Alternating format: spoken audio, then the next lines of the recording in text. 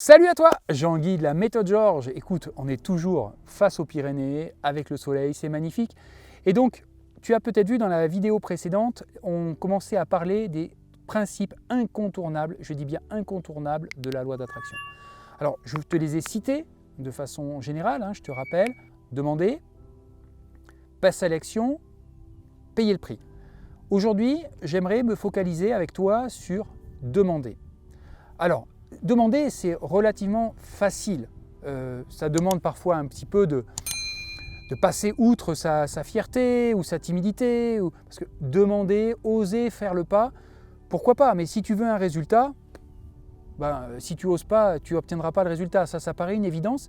Mais pour beaucoup, c'est déjà un premier point de blocage. Donc il va falloir passer outre. Je n'ose pas aller m'approcher de telle personne pour lui demander telle chose. Et oui, mais à ce moment-là, tu as très peu de chances de l'obtenir. Donc, oser franchir un cap, c'est déjà extrêmement important. On peut prendre plein de cas concrets, mais j'imagine que tu en as qui te viennent spontanément à l'esprit. Tu n'oses pas demander à quelqu'un de te prêter de l'argent alors que tu es dans la difficulté parce que tu as peur de son avis, tu as peur de ce qu'il va penser, tu as peur de ce qu'il va dire, tu as peur de ceci, tu as peur de cela. Des cas comme ça, on peut en citer plein et on en a tous autour de nous. Donc, première chose, quand tu vas demander, il faut oser demander, parce que sinon, ça ne va pas fonctionner. Si ce problème-là est écarté, maintenant, c'est qu'est-ce que je vais demander? Parce que je pose une intention avec la loi d'attraction. Il faut savoir que la loi d'attraction, contrairement à ce qu'on peut penser, mais là aussi, tu auras des vidéos sur le sujet, tu ne reçois absolument pas ce à quoi tu penses. Parce que si c'était ça, on aurait tous des vies de rêve, on aurait tous des maisons fantastiques, on aurait tous des modes de vie hors du commun, on serait tous en train de baigner dans le bonheur, dans la santé, dans la félicité, ça serait fantastique. Si c'était aussi simple que ça. Je pense au bonheur, paf, ça y est, je nage dans le bonheur. Ok, c'est un premier pas, mais ça ne va pas être suffisant. La réalité, c'est qu'en fait, il faut que ce que tu demandes corresponde à ton ressenti. Ah, alors là, ça va se compliquer. Là, on rentre dans des choses un petit peu plus techniques et on rentre vraiment dans ce qu'est la loi d'attraction. Qu'est-ce que ça veut dire? Ça veut dire que quand je pense à quelque chose, quand je pose une intention, quand je fais une demande, si je résume, comment je me sens? C'est pas comment je me sens dans ma tête en y réfléchissant. Alors je vais caricaturer. Ouais, j'ai demandé une voiture de sport. Bon, ok, tu as demandé une voiture de sport. Ouais, je la veux rouge parce que ça sera mieux. Et puis je ferme les yeux. Et puis elle va rouler vite. Et puis je sais pas, tous les critères que tu peux lui trouver. D'accord. Mais comment tu te sens là? Comment tu te sens? En fait, est-ce que tu as envie d'une voiture de sport rouge? Ok. Mais tu en as vraiment envie? Comment tu te sens quand tu en parles? Est-ce que ça te fait vraiment rêver? Est-ce que ça te fait, et j'utilise ce mot à dessein, est-ce que ça te fait vraiment vibrer? Ton ressenti, il est comment? Pas quand tu y penses, pas quand tu te fais des photos, comment quand tu fermes les yeux et que tu t'imagines avec cette voiture, comment tu te sens? Et est-ce que tu commences à trouver des trucs, des défauts? Ah ouais, mais... Ah ouais, non, puis non, celle-là, je préfère l'autre. Et puis, ah non, mais la troisième, elle est mieux. Ah, et puis attends, la quatrième, elle est fantastique. Bon, en fait, tu veux pas celle-là. Donc, tu sais pas ce que tu veux. Donc, encore une fois, très important, quand tu sais que tu vas passer à l'action, que tu vas demander, il faut que tu sois sûr que tu demandes quelque chose qui te corresponde. Un autre critère, souvent, qui fait que ça échoue, c'est que tu demandes quelque chose, en fait, en vertu de quelqu'un d'autre. Je demande, on l'entend énormément, chez les sportifs souvent, c'est « Ah ouais, je vais faire les championnats du monde pour faire plaisir à mon père qui est dans l'au-delà. Je vais faire tel exploit pour faire plaisir à ma grand-mère qui est partie malheureusement l'année dernière. » Non mais, tu fais les choses pour toi ou tu fais les choses pour faire plaisir à autrui. Alors même si c'est extrêmement louable, je n'ai pas d'avis sur la question, mais il faut que le ressenti que tu aies soit aligné avec ce que tu es toi. Parce que sinon, tu as de grandes chances, soit d'échouer, soit que ça se passe mal. Et souvent, on veut aussi des choses parce qu'on fait partie d'un groupe. Alors d'un groupe, ça peut être un groupe ethnique, un groupe amical, un groupe, ce qu'on veut. Mais moi, je veux la grosse voiture parce que tout mon groupe de potes a la grosse voiture.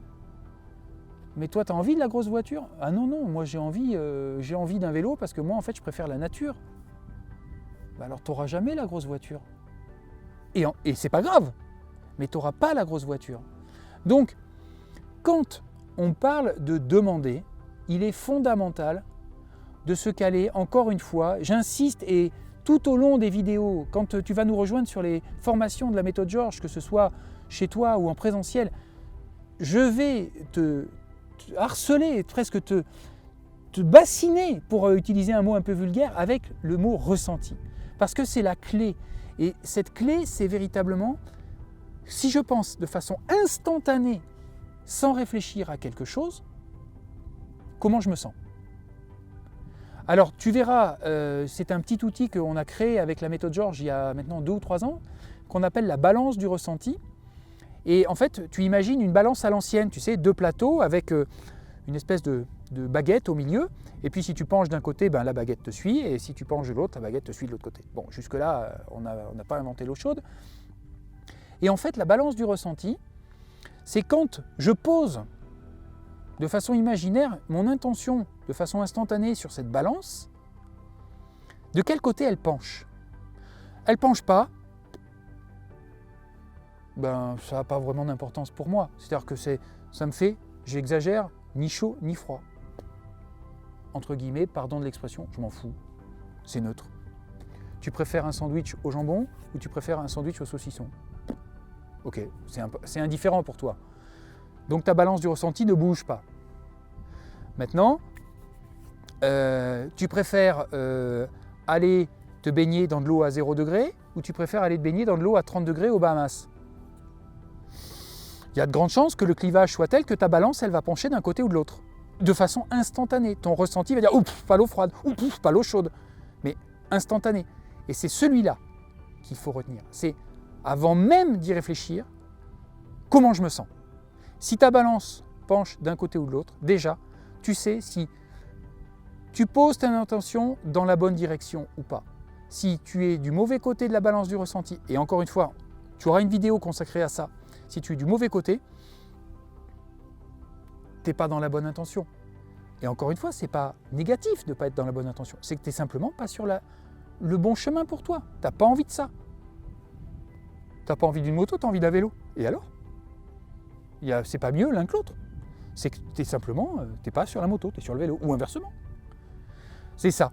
Donc, je vais rester là-dessus aujourd'hui parce que c'est une vidéo qui est vraiment assez complexe. Il faut vraiment que tu la réécoutes, le ressenti sans réflexion. C'est-à-dire que, hop, j'ai une intention, je ferme les yeux. Non, je le sens pas. Bon, bah, si tu le sens pas, tu le sens pas. On arrête. Et tu passes à autre chose. D'accord? Voilà, surtout en commentaire, si tu as des commentaires, tu me les poses. Je répondrai à tous tes commentaires. Je les lis tous de toute façon. Comme ça, je répondrai. Si besoin est, d'ailleurs, je ferai une vidéo complémentaire. Tu n'hésites pas à me poser des questions. N'hésite pas à nous rejoindre aussi, bien sûr, sur Instagram, sur Facebook. Et bien sûr, à venir nous voir. Ça sera avec grand plaisir qu'on t'expliquera de façon concrète comment te servir de la loi d'attraction. En attendant, tu sais maintenant comment demander.